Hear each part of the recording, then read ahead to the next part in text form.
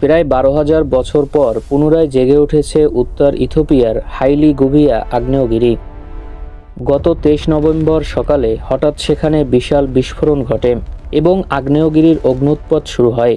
এই অগ্ন্যুৎপাত এতটাই আকস্মিক এবং শক্তিশালী ছিল যে কয়েক কিলোমিটার দূরের লোকেরাও এর শব্দ শুনেছিল।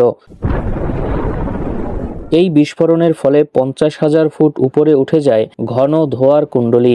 এই বিষাক্ত ধোঁয়া লোহিত সাগর সংলগ্ন ইয়েমেন, ওমান, ভারত এবং উত্তর পাকিস্তান পর্যন্ত ছড়িয়ে পড়ে। ইথিওপিয়ার উত্তরাঞ্চলীয় আফার প্রদেশের এরতাইলে পর্বতমালায় হাইলি গুভিয়া অবস্থিত। রাজধানী আদ্দিস আবাবা থেকে এর দূরত্ব প্রায় 800 কিলোমিটার। প্রায় 2 ঘন্টা ধরে চলে এই অগ্ন্যুৎপাত। আকাশে প্রায় 14 কিলোমিটার পর্যন্ত উঠে যায় ধোঁয়ার কুণ্ডলী। অন্ধকারাচ্ছন্ন হয়ে পড়ে পার্শ্ববর্তী আফাদেরা অঞ্চলের আকাশ। আশেপাশের কয়েক মাইল এলাকায় জারি করা হয় সর্বোচ্চ সতর্কতা। দিল্লি সহ মধ্যপ্রাচ্যের ফ্লাইটগুলো বাতিল করা হয়। এর কারণ ছিল আগ্নেয়গিরির ছাইয়ের মধ্যে ফ্লাইট পরিচালনা করা খুবই ঝুঁকিপূর্ণ। এই ছাইয়ের মেঘগুলিতে পাথর টুকরো, কাচের কণা রয়েছে। যদি এগুলো বিমানের ইঞ্জিনে ঢুকে যায় তাহলে এগুলো বিমানের ইঞ্জিন সহজেই বন্ধ করে দিতে পারে। এছাড়াও পাথরের টুকরো এবং কাচের কণা বিমানের গ্লাসগুলো নষ্ট করে দিতে পারে। মূলত এসব কারণেই ফ্লাইটগুলো বাতিল করা হয়েছিল। ইথিওপিয়ার এই আফার অঞ্চল একটি ত্রিপল জংশন। এখানে 3টি বড় টেকনিক প্লেট নুবিয়ান, সোমালিয়ান এবং আরবিয়ান একসঙ্গে আলাদা হয়ে যাচ্ছে।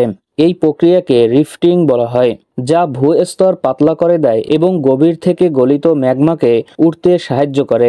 অনেক সময় সেই ম্যাগমা শীর্ষে পৌঁছাতে পারে না, যার কারণে উপরের চ্যানেলগুলো দীর্ঘদিন ধরে বন্ধ থাকে। কিন্তু যখন প্লেটীয় চাপ, স্থানীয় ভাঙাচোরা বা নিচ থেকে নতুন ম্যাগমা পালস আসে, তখন সেই বাধাগুলো ভেঙে যায় এবং ম্যাগমা একসাথে উপরে ধেয়ে আসতে পারে।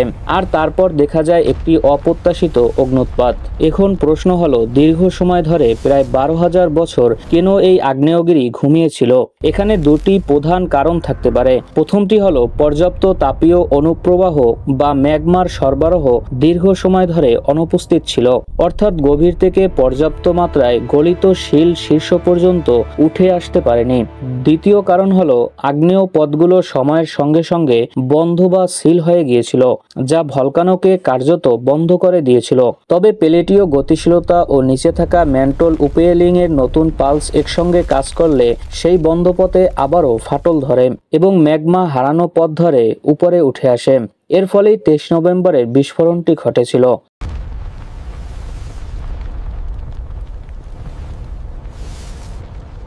বিজ্ঞানীরা এটিকে আফারের গভীর ম্যান্টল প্রক্রিয়া ও সাম্প্রতিক রিফট চালিত পরিবর্তনের ফল হিসেবে দেখছেন। হাইলি গুভি একটি সেল্ড ভলকানো। সাধারণত এদের লাভা ধীরগতির হয়ে থাকে, কিন্তু এই ক্ষেত্রে আমরা তীব্র ছাই বাষ্পীভূত বিস্ফোরণ দেখছি। এর কারণ যখন গলিত ম্যাগমা দ্রুত উপরে উঠে আসে এবং উপরের ঠান্ডা আর্দ্র পাথরের সাথে মিশে ক্ষণস্থায়ী উচ্চ চাপ তৈরি করে, তখন ম্যাগমা এতটাই আক্রমণাত্মকভাবে বাষ্পীভূত হতে পারে যে তা একে বিস্ফোরক রূপ দেয়। একটি অনিয়মিত অগ্ন্যুৎপাত কেবল ভূবিজ্ঞান নয়, মানুষের জীবন ও পরিবেশে সাড়া ফেলে দেয়। ছাই পড়ার ফলে শস্য, পানি ব্যবস্থা ও পশুপালনের প্রভাব পড়তে পারে। এই স্থানের আশেপাশে কোনো জনগণ বসবাস না করার কারণে কোনো হতাহতের খবর পাওয়া যায়নি। হাইলি গুভির পুনর্জাগরণ আমাদের স্মরণ করিয়ে দেয়, পৃথিবীর ভিতরে ঘটে যাওয়া বদল যতই ধীর হোক না কেন, একদিন তা বেরিয়ে এসে আমাদেরকে সতর্ক করে।